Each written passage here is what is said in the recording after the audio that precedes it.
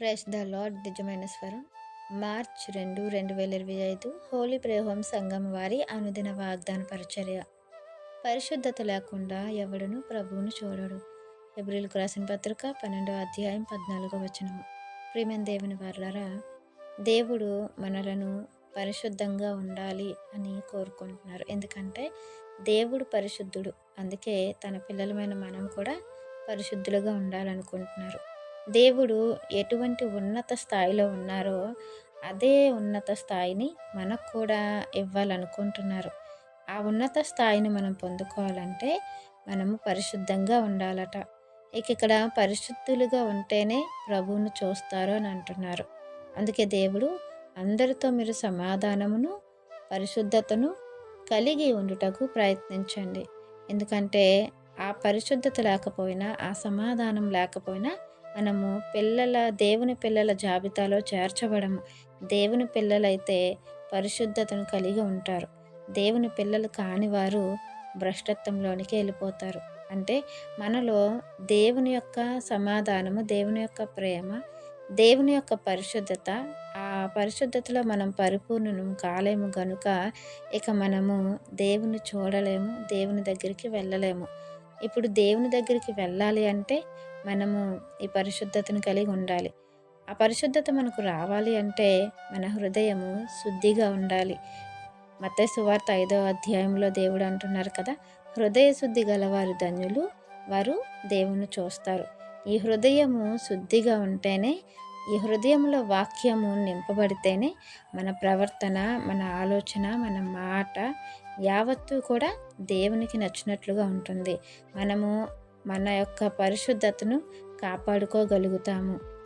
ఇలా దేవుని యొక్క వాక్కు మన హృదయంలో లేకపోతే మన హృదయంలో చేదైన వేరు, అంటే లోకమైన ఆలోచనలు, పాపపు ఆలోచనలు మన హృదయంలో నింపుకోవంటే ఇక మనము దేవుని యొక్క పిల్లలు కాకుండా అపవిత్రులుగా ఉంటాము.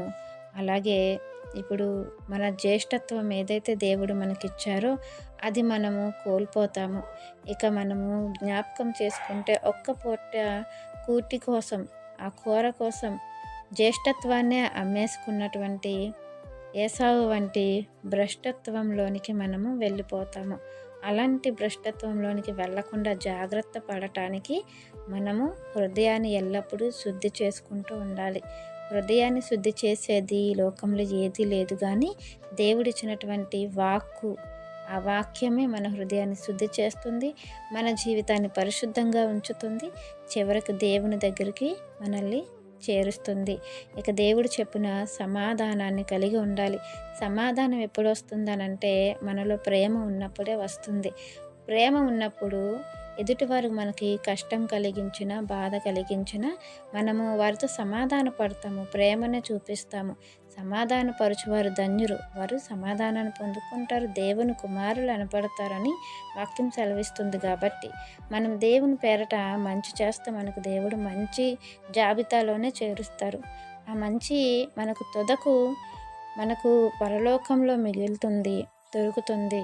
దేవుని చూసే ఆ ధన్యత మనం పొందుకుంటాం. కాబట్టి దేవుడిచ్చినటువంటి గొప్ప ధన్యతను, దేవుని పిల్లలను మనము దేవుని యొక్క పరిశుద్ధతను కలిగి దేవుని చూసే జాబితాలో మనం ఉండాలని ఈ వాక్యం మన అందరి జీవితంలో దేవుడు ఫలింప చేయాలని ఆశపడుతున్న వారు దైవజనులు బ్రదర్ పి. నెహెమ్యా గారు. God bless you. ఆమెన్.